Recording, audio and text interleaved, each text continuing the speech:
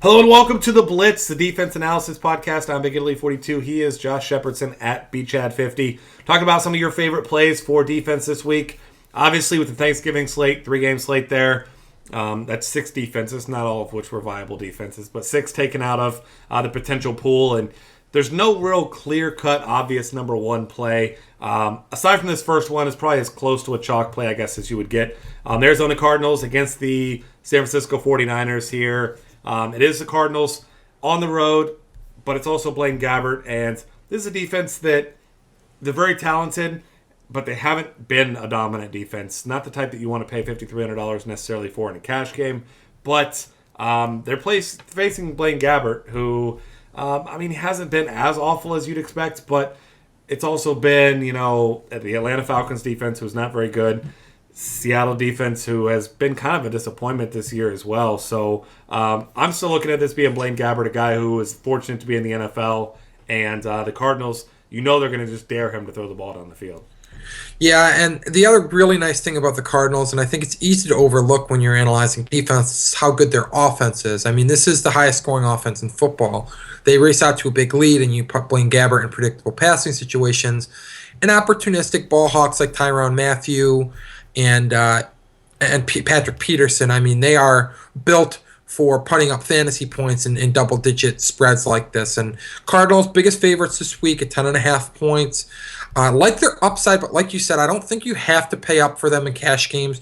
5,300 is a substantial chunk of change, and we know with great defenses, they can have a great defensive effort and keep the 49ers off the board, but if they don't get you the sacks and the turnovers that are necessary to rack up fantasy points, that good defensive effort isn't going to pay off for 5,300. A little easier to swallow paying 39 on DraftKings because you do have the big gaps in salary at positions like tight end where you can punt and things of that nature, but so I have a little bit more faith in using them in cash games there, but the second elite defense that I really like feels very underpriced, so I'm probably going to lean that way in cash games, and that's the Cincinnati Bengals. I'm liking your Bengals this week at just $3K on DraftKings, $900 gap in pricing between them and the Cardinals. Really like them. $4,800 on FanDuel, another discount. Nearly double-digit favorites, 8-point favorites against the Rams. Case Keenum did not look good. And that was before he got his brain scrambled, basically, and was inexplicably left in there, which was made my stomach turn seeing that. But assuming he's under center again, or even if he's not under center, Nick Foles has been terrible this year. That offense is predicated on Todd Gurley running the ball effectively. And the Bengals have been one of the best run defenses in football this year. So that's not a matchup that I expect the Rams to win, which means that they should be able to race out to a lead.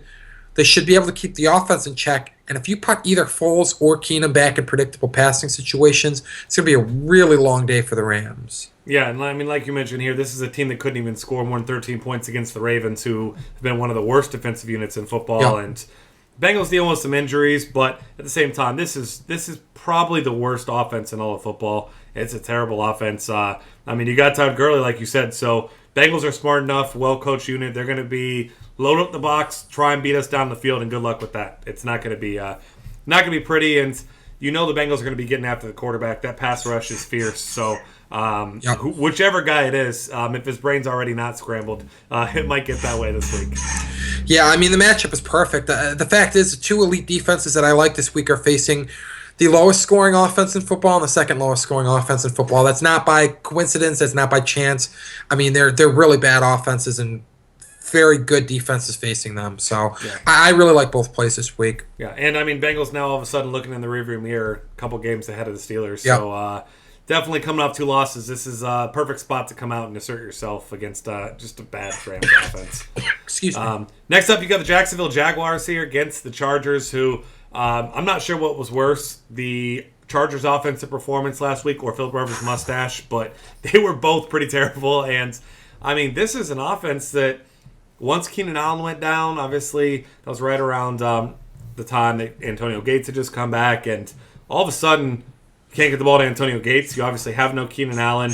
You didn't have a running game all season long. Melvin Gordon, I feel like they kind of bailed on that experiment a little bit too early, as he was supposed to be kind of their, change of pace. It was always a pass-first attack, but this offense, I mean, can't get anything going. Stevie Johnson, I guess, is the best target, most reliable now, but even he, paltry numbers last week. And I mean, this is just this is offense all of a sudden went from one of the more elite units of football. You lose someone like Keenan Allen. I mean, Phillip Rivers looks lost without him. Yeah, and I mean, very underrated aspect of the passing game was Malcolm Floyd being able to stretch the field, and that torn labrum sidelined him last week, forces a guy like Dontrell Inman into starting duty, and that's not a good thing when Dontrell Inman's starting at this point. They managed to muster just 3 points against the Chiefs last week. The Chiefs, decent defense, but we're not talking about world beaters. 3 points against them at home is terrible. And even the week before, they faced a Bears defense that's not extremely good. They got beat up a little bit by Brock Osweiler in his first NFL start, and yet Phillip Rivers couldn't hang much of anything on them. 22 points scored combined in their last 2 games. That's terrible. I mean, those are 2 games without Keenan Allen, and they are really feeling his absence. Now they're on the road, and they're facing the Jaguars, who are actually favorites this week. You don't often see the Jaguars favored. They're 4-point favorites at home. They're cheap. They're probably a slightly below average defense, but they're hovering right around that average mark. And against a team that can't get out of its own way like the Chargers right now, you take that, especially at $4,300 on FanDuel and $2,600 on DraftKings. You don't have to do much to pay off that salary and hit a value threshold, basically. Yeah, the only upside that the Chargers really have right now is their draft stock, looking for that number 1 pick. That's so like you said. I mean, Jaguars not a tremendously talented unit, but I mean, the state of this offense alone puts them kind of in play for me. Browns against the Ravens, Browns against the Browns, whatever you want to say here. This one is a situation where we've got an offense that it's gone. It's non-existent. You got Joe Flacco now gone, Steve Smith gone, Justin Forsett gone. I mean, Buck Allen is really their only hope to compete in this game, but obviously the Browns, know that that's what's coming. I mean, it's going to be a heavy dose of Buck Allen against that bad Browns run defense, but Matt Schaub, I mean, there was a sandwich named after him in Houston, the Pick Six. I don't know if you remember that, seeing those signs. And a restaurant was selling those. So, I mean, there's a reason why Matt Schaub couldn't even play quarterback for the Texans anymore. Like, the guy is not good. And, I mean, the Ravens are going nowhere. So, this is just not a good situation. Everyone's hurt. And another one of those pure matchup plays, really. Yeah, I can't recall the last time an offense was so ravished by injuries. I mean, you're down your starting quarterback, your starting running back, your number 1 receiver, your projected number 2 receiver and first-round pick in Brashad Perriman. They never got their tight end Dennis Pitta back. They have no weapons. Buck Allen's been okay, but he's a rookie running back that was selected in the 4th round, so we're not talking about a guy that was a premium pick like a Todd Gurley expected to carry a team. And, I mean, he's still learning the ropes of the NFL. He served as a backup to Justin Forsett most of the year. So it's a really bad situation for the Ravens. Schaub was brought into Oakland last year, expected to start and tutor Derek Carr. That didn't even last. That Carr ended up starting from game 1 through the entire season last year. And, I mean, dating back to training camp, there was talk of Matt Schaub throwing pick sixes in practice. I mean, that's bad. This is not a good offense. And as bad as the Browns' defense is, I mean, they're basically facing the ghost of Matt Schaub and just a bunch of fringe NFL talent. And I don't care how bad the Browns' defense is. They have enough talent to be able to shut down an offense that just doesn't have real NFL caliber starters at this point. And odds makers agree. The Browns are a 2.5-point favorite. The game has just a 41-point over-under total. So even if the Browns just keep the Ravens off the scoreboard at $2,000 on DraftKings, they don't have to do much of anything to provide value. And they're an easy defense to slot in there and then spend up heavily elsewhere. So really like the Browns a lot this week, especially at DraftKings. Not as enamored with them on FanDuel, where 4,600 is a little bit steep for a defense that isn't good, even if they are facing a really bad offense now. Yeah, I mean, maybe if Matt Schaub was lucky, maybe he learned a thing or two from Derek Carr last season, and he can get some from him. But I mean, like you said, there's no weapons in this, and I don't want to say it's a rivalry game because usually rivalries are competitive, but the Browns did already beat the Ravens the first time. It's a shootout, granted, but I mean, these two teams don't like each other either. So you miss an elite player like Joe Flacco, and you're going to go down the drain quickly. Yep. GPP plays. This is one near and dear to your heart after last night. The Patriots defense, they've been a very good unit quietly this year. I want to talk about Tom Brady and being the reason. Obviously, Tom Brady, a huge reason why they're having so much success. But this defense has been a solid unit all season long. Now facing the Broncos, and honestly, I'd like this play more if Peyton Manning was playing, but he's not. Right. Osweiler was good. I mean, he was not spectacular, but he was efficient. He moved the ball, but that was against the Bears, not against the Patriots. And this one, I mean, this one may go a very long way towards deciding who gets home field advantage. I mean, as a Bengals fan, I'm very interested in seeing this one as well. Kind of just hope from my end that the Patriots take care of business, which I think that they will. Knock the Broncos down a peg or two here. So the running game's been inconsistent for the Broncos, very inconsistent. In fact, we saw last week Demaryius Thomas get involved early. Emmanuel Sanders is banged up. He didn't even play this past week. He should be back this week, but either way, I mean, banged up guys, new quarterback, not a rookie, but I mean, essentially a rookie as far as playing time goes. Yep. So it's a good spot for the Patriots in a game that means a whole hell of a lot to them. Yeah, I mean, it's remarkable that as good as the offense is and as much attention as it's getting, it's completely overshadowing the fact that no team is allowing fewer points per game this year than the Patriots are. They've been excellent, and they get after the quarterback, and they take advantage of these big leads that the offense provides them. They rank second in sacks this year with 32. And when you put teams in predictable passing situations, that's going to happen. You get to pin your ears back. Guys like Chandler Jones get to get after the quarterback and make life hell for them.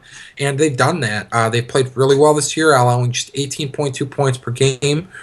They feel underpriced at both DraftKings and FanDuel, $4,600 on FanDuel, $35 on DraftKings. The biggest knock that I have on the New England defense this week is that their offense is facing an elite defense. They also may be without Danny Amendola, who's going to undergo a MRI in his knee that he injured in the Monday Night Football game. If they can't race out to a big lead, it doesn't put the Broncos in as predictable of passing situations, probably limits their ability to total sacks. But that's why they're a GPP dice roll. You take a chance on this offense still putting up numbers against a very good Broncos defense.